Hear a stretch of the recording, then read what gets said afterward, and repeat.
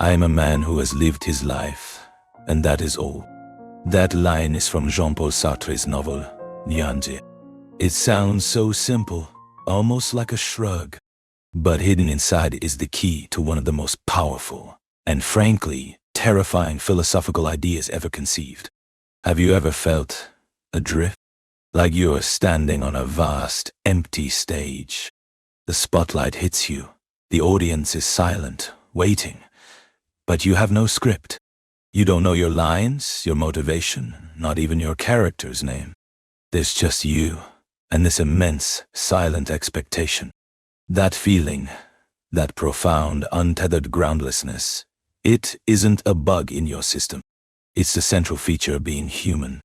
And tonight, we're going to explore why that feeling, that terrifying freedom, might just be your greatest gift. This isn't just a lecture. This is an expedition into the creative engine that is you. We're going to dismantle the old idea that you have a fixed purpose, and I'm going to show you how to become the artist of your own reality. We're talking about Sartre's bombshell idea. Existence precedes essence. By the end of this, you won't just understand it.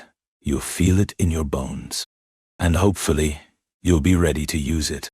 To really feel the impact of what Sartre did, we first have to understand what everyone believed before him. For thousands of years, philosophy, religion, and just plain common sense all ran on one simple, comforting idea. Essence precedes existence. Think of it like this. An artisan wants to make a paper knife. Before they even touch the metal, they have a crystal clear concept in their mind. This concept, this blueprint, is the knife's essence. It includes the recipe for making it. It must be sharp, have a handle, be a certain shape. And its whole purpose, to open letters. Only after this essence is perfectly defined does the artisan proceed to forge the actual, physical object. The object exists only after its purpose, its essence, has been locked in. The idea comes first. The thing comes second. Essence precedes existence. For centuries, this was how we thought about everything, including ourselves. In a religious framework, God is the ultimate craftsman. Before you were born, the idea of you already existed in the divine mind. Your purpose, your talents, your destiny, it was all there. This was your soul, your human nature, your essence. Then you were created, brought into existence to fulfill that preordained blueprint.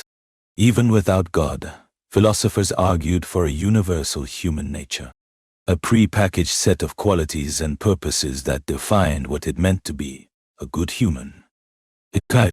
Your job wasn't to create your purpose, but to you discover it, like finding a treasure map drawn long before you were born. It was comforting. It was stable. It gave everyone a script. Then Sartre arrived, and he took that entire, comfortable worldview and lit it on fire. He looked at us, at human beings, and he said, no, for us, and for us alone, existence precedes essence. What on earth does that mean? It means you are born as a blank slate. You are thrown into this life first, without a predefined nature, without a divine blueprint, without a cosmic purpose. You just, you appear on the scene, a flicker of consciousness in the world. There is no script. There is no instruction manual. There is only the stark, raw, undeniable fact of your existence. It's only after you exist, through your choices, your actions, your passions, your projects, that you begin to define yourself. You create your own essence. You are the artist Gandhi, you are the canvas. Every decision, from what you have for breakfast to who you choose to love, is a brushstroke. You are painting your own self-portrait, defining your own soul, moment by agonizing moment. Think about the difference. The paper knife can never decide to be a spoon. Its essence is fixed. It's unfree. But you can be a poet today, and a scientist tomorrow. You can be kind in one moment and cruel in the next. Nothing, not God, not society, not your genes, not even your past, truly defines you. Only you define you. You are radically, terribly free. But here's the part they don't put on the inspirational posters. This isn't a cheerful, happy-go-lucky freedom. Sartre's famous line is that we are condemned to be free. Condemned. Sentenced. It's a burden. Cosmic weight. Why? Because if there's no blueprint, no destiny, then the responsibility for everything you are rests entirely on you. You didn't choose to be born. You were thrown into the world. But now that you're here, you are responsible for everything you become. You can't blame your nature, because you have no preset nature. You can't say, "Oh, that's just the way I am." According to Sartre, there is no way you are until you choose to act that way. You are actively choosing to be that way, in that moment. And every choice is an affirmation of value. When you choose a partner, you aren't just choosing for yourself. You're implicitly holding up a sign to the universe that says, this is what love should look like. This is a valuable human relationship. When you choose a career, you're saying, this is a worthy way for a person to spend their one life. With every move, you are a lawmaker for all of humanity. That is a heavy, heavy thought. It's an anguish, an angst. That is the natural price of freedom. This is the dizziness of freedom. Imagine standing on a cliff edge. The fear of falling is one thing, but the true existential angst is the quiet, terrifying realization that nothing is stopping you from jumping. You are free to do it. That sudden awareness of your own radical power is the vertigo Sartre talks about. It's the feeling of the solid ground beneath your feet turn into air. You are the foundation. So what do we do with this crushing weight? This condemnation to be free? Most of us, most of the time, run for the escape hatch. And Sartre had a name for this game of hide and seek we play with ourselves. Mauvaise foi or bad faith. Bad faith is the act of lying to yourself about your own freedom. It's pretending you're an object, a thing with a fixed essence, just like that paper knife. You convince yourself you're just playing a role, that you have no choice, just to avoid the crushing responsibility of it all. Sartre's most famous example is the waiter in a cafe. He sees a waiter who is a little too perfect. His movements are a little too precise. His voice a little too eager. He is performing the role of a waiter. He has drowned his own consciousness, his own freedom, in the social construct of waiter. He's a function, not a person. He's lying to himself. He's saying, I'm not a free being who has chosen to do this job right now. I simply gaming a waiter. This is my essence. Why? Because it's easier. If he's just a waiter thing, he isn't responsible for the infinite other lives he could be living. He's safe in his self-made prison. He has willingly traded the terrifying expanse of freedom for the cold comfort of a cage. And we all do this. We are all at times that waiter. Think about it. Have you ever said, I can't follow my dream of being an artist. I have to be a responsible parent. Sartre would say you are choosing to prioritize your responsibilities. A noble choice.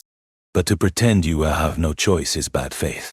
The authentic position is to look it in the eye and say, I am free to abandon my family and pursue my art.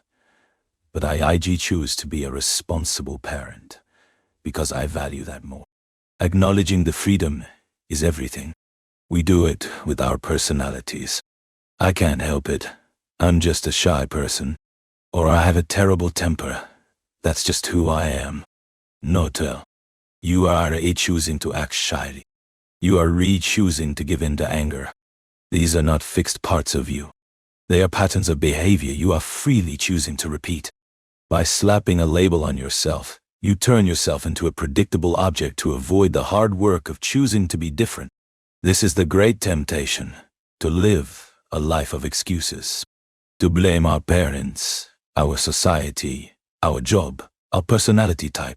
Anything to avoid looking into the abyss of our own freedom and taking total responsibility for who we are. Bad faith is the anesthetic that numbs the anguish of being alive. But the cost is that you live an inauthentic life. You become a ghost in your own story. So if bad faith is the escape, what's the alternative? It is the hardest path, but it's the only one that leads to a life that truly feels like your own. It is the path of your authenticity. Authenticity, for Sartre, is the courageous, constant act of embracing your freedom. It's looking the anguish of choice right in the eye and not backing down. It means accepting you have no predetermined essence and taking on the magnificent, terrifying project of creating your own. To be authentic is to stop pretending you are an object. Stop identifying with your job, your role, your labels. You are not your lawyer. You are a free consciousness who chooses to practice law. You are not your mother. You are a free being who chooses to nurture a child. That subtle shift in language reveals a profound shift in power. It reclaims your agency from the roles you play. This is where existence precedes essence becomes the ultimate declaration of creative power. Your life is not a problem to be solved, but a work of art to be created. You are the artist. Every action is a brushstroke. Every value you choose adds color and texture. There is no right way to paint. The value of your life's artwork doesn't come from how well it matches some pre-existing blueprint. It comes from the integrity and courage of your own brushstrokes. Living authentically means embracing your projects. A project is how we launch ourselves into the future, how we forge meaning out of nothing.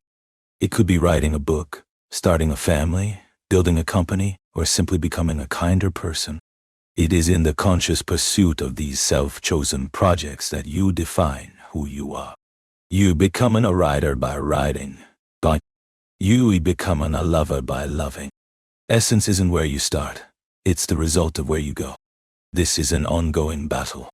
It's not a one-time decision. You don't just become authentic and then coast. You have to fight the pull of bad faith every day, the desire to slip back into comfortable roles and easy excuses. Every morning you wake up, you are free. Every moment is a new choice. Authenticity is the discipline of showing up over and over and taking responsibility for the person you are actively creating. So let's bring this back to right here, right now. That feeling of being adrift, of having no script. It's not a curse. It's an invitation. It is the blank canvas. The weight you feel is the weight of the paintbrush in your hand. The anxiety is the thrill of knowing that you, and you alone, get to decide what masterpiece appears on it. Let's recap the journey we just took. We started in the old world, the comfortable world of blueprints, where essence came before existence. Then Sartre crashed the party and said, for you, a human, you exist first. You're born free, a blank slate. Existence precedes essence.